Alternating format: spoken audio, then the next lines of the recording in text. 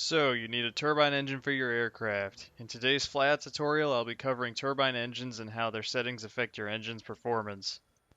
First, I'll start with a brief overview of the settings and then explain each one of these in detail afterwards.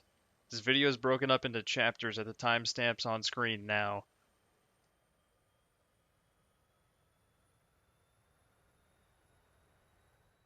If you want to work on engines without making a plane first, I highly recommend making a static test rig with a massive fuel tank filled with Jet A. Speaking of fuel, turbine engines will run on just about anything combustible, but it's best to stick with Jet A as far as the stock fuel types go. Before we start going over the settings, you should know that you can save your engine using the preset function, and also import presets made by other players.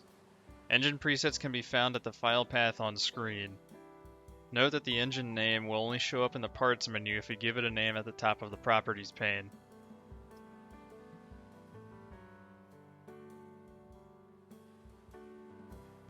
Most engine properties also have a tooltip that can be displayed by hovering over the yellow question mark next to them.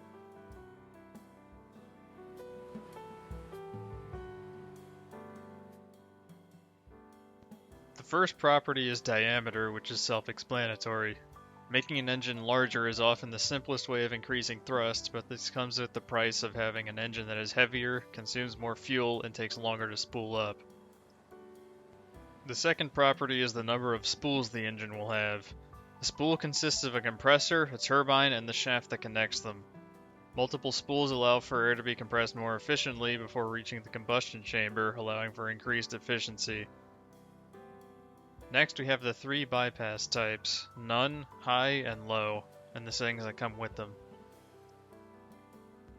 The high bypass option will add a fan to your engine, which I will go over later in the video.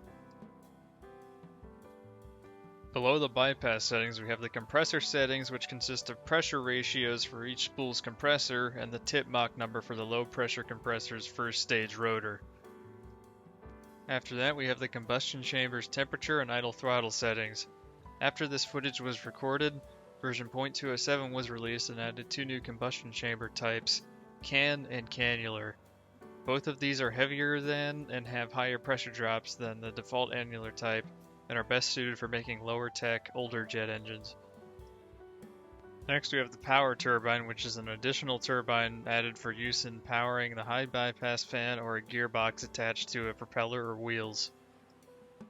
The two utility drives will extract a small amount of power from the engine for use in powering your aircraft's hydraulics and electric system, respectively. Next, we have the Afterburner section, which will allow your engine to generate more thrust at the expense of consuming more fuel. There are also two nozzles you can add to the engine, two of which have thrust vectoring capabilities. One of them, not seen in this footage, has been added as of 0.207. Finally, we have the throttle control, which allows your engine throttle to respond to any of the available inputs.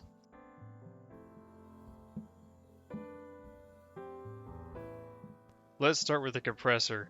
As the name implies, the compressor's job is to bring the intake air to a higher pressure and higher energy state before it reaches the combustion chamber. Currently, the only type of compressor in Flyout is an axial flow compressor, which uses a series of rotor and stator blades to gradually raise the pressure across each stage. In Flyout, you can enter the desired pressure ratio across each spool's compressor section. The game will then automatically calculate the number of stages per section required to reach said ratio, which will also change your engine's length and weight. The total pressure ratio across the entire compressor section is equal to the product of all the input pressure ratios. A higher pressure ratio will give your engine better performance. Don't get too carried away though, as an unreasonably high value can crash your game. As a reminder, save your work before you try anything risky.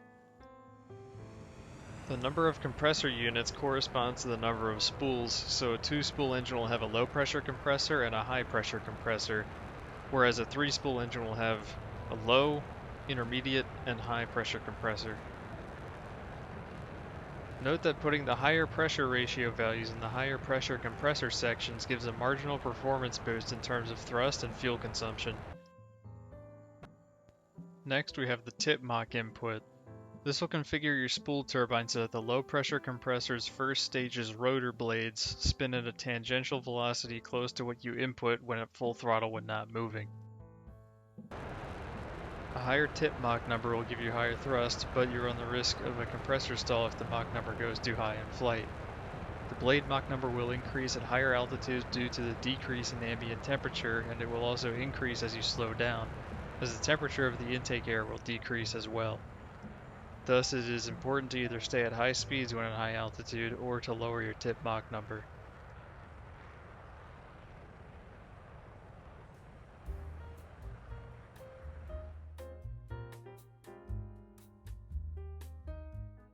The next part of the engine is the combustion chamber. Here, fuel is mixed with the compressed air coming from the compressor before moving to the turbine section. The combustion temperature parameter, measured in Kelvin, will adjust how much fuel is mixed in with the air to meet the temperature value you are using. A higher target temperature will consume more fuel but will give your engine higher thrust and more power.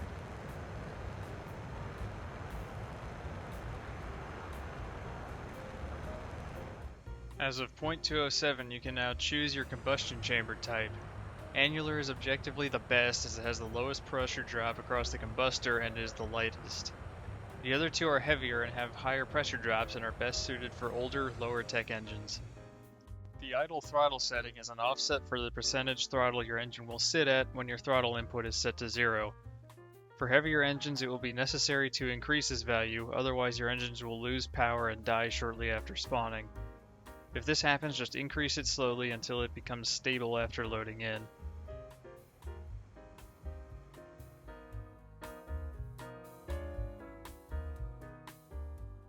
Next we have the turbine. The turbine is used to extract energy from the exhaust of the combustion chamber and then use it to power the compressors, hydraulics, and alternator. It also serves to lower the pressure of the exhaust gas before it reaches the nozzle. In Flyout, your spool turbine pressure ratios are pre-configured based on your compressor settings. There is one turbine setting you have control over, however. The power turbine is an additional turbine that is not connected to a spool and is used to power high bypass turbofans, propellers, rotors, or wheels. If you try to power these components without a power turbine, you will be connecting your gearbox directly to one of your spools, which will bog down the engine, making it worthless. Lowering the pressure ratio will extract more energy from the airflow, giving it more power and a higher output RPM. It will also lower the engine's core thrust.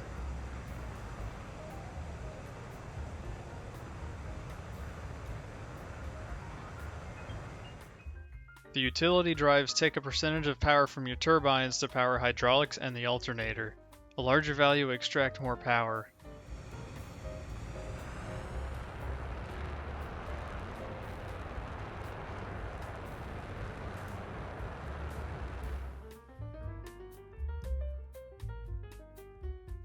The Afterburner is a series of fuel nozzles that inject fuel into the exhaust of your engine and ignite it to accelerate the exhaust velocity of the exhaust gas to generate more thrust at the expense of consuming more fuel.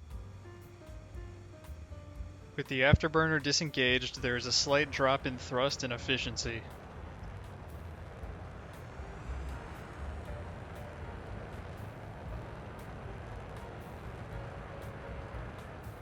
Once the Afterburner is engaged, the engine's thrust increases significantly, as does its fuel consumption.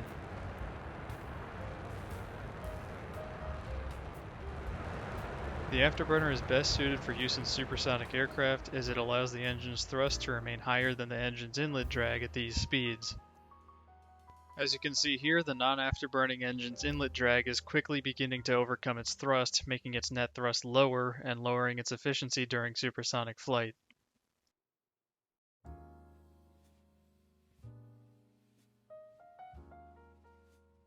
The Afterburner's temperature can be used to change how much fuel is injected into the Afterburner.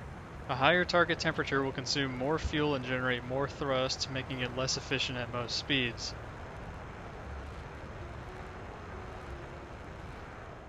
Eventually, the engine with the higher temperature will become more efficient than the engine with the lower temperature, once again due to buildup of inlet drag on the engines.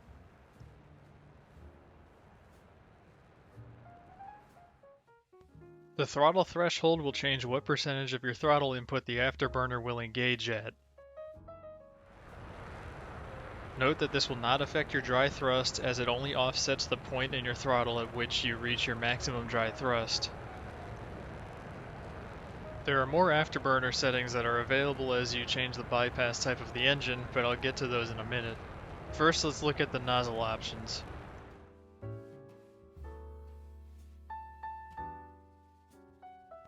The nozzle's purpose is to expand the flow of exhaust gases out of the engine. In Flyout, a nozzle is not mandatory for a jet engine to work and can be left off if you want to take some artistic liberties with your aircraft. There are two regular convergent-divergent variable area nozzles, one of which is based on common Western engine nozzles and one based on Eastern engine nozzles.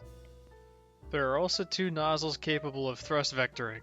The first is based on an F-22's nozzle and is only capable of moving vertically. This means it can only be configured to generate a pitching or rolling moment. If you get creative with the engine rotation, you could generate a yawing moment, but this is better suited for the 3D vectoring nozzle.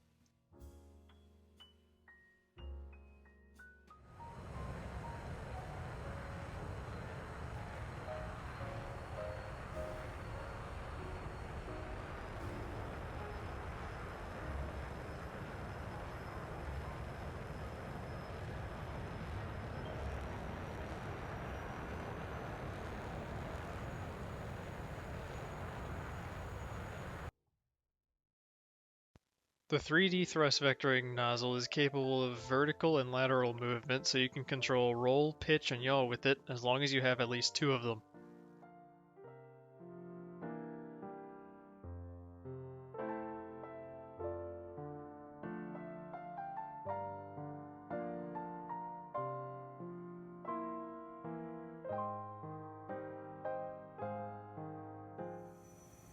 Before I proceed to the bypass section, I should mention that you can map your engine throttle to your other control inputs if you want to. This lets you have directional thrust, which can be used for yaw control of tailless aircraft or for dumb vehicles like this.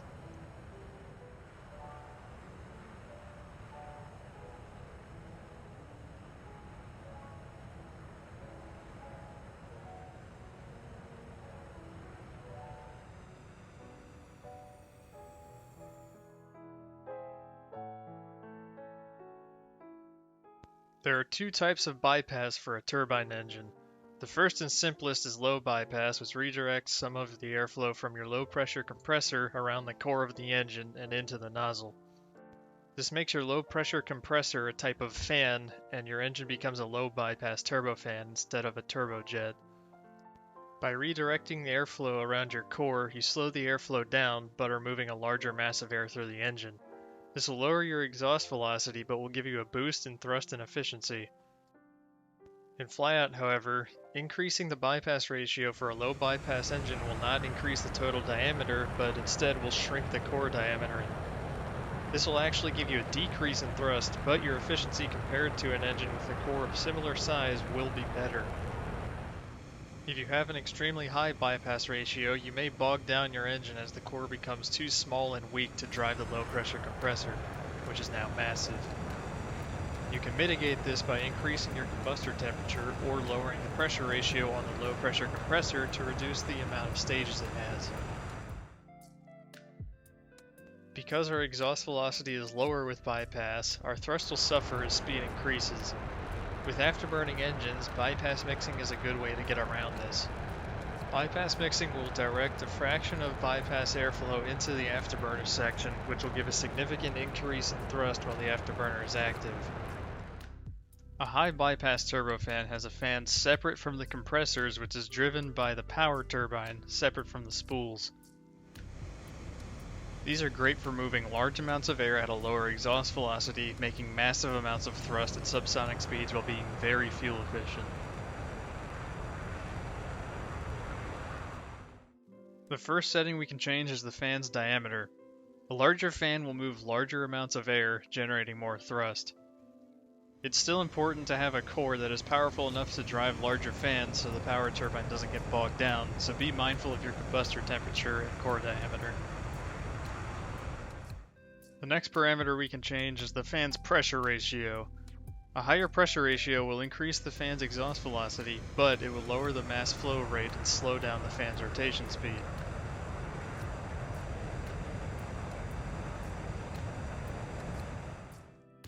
A lower pressure ratio will decrease exhaust velocity but increases mass flow rate and increases the fan's rotation speed.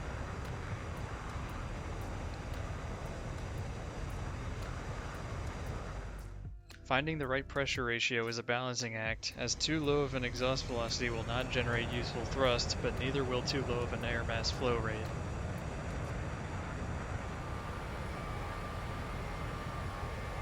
A fan with a higher exhaust velocity will maintain more thrust at higher speeds, but will have less low-speed thrust than a fan with a higher air mass flow rate and a lower exhaust velocity to an extent. Next we have the blade count. Increasing blade count will make the fan heavier, making it harder to spin and take longer to spool up. Once it reaches its max RPM, there is no difference in thrust compared to a fan with fewer blades. Finally, the blade type option changes the blade shape and is purely cosmetic. Also, you can make a high bypass engine with an afterburner, but the fan's airflow cannot be mixed into it.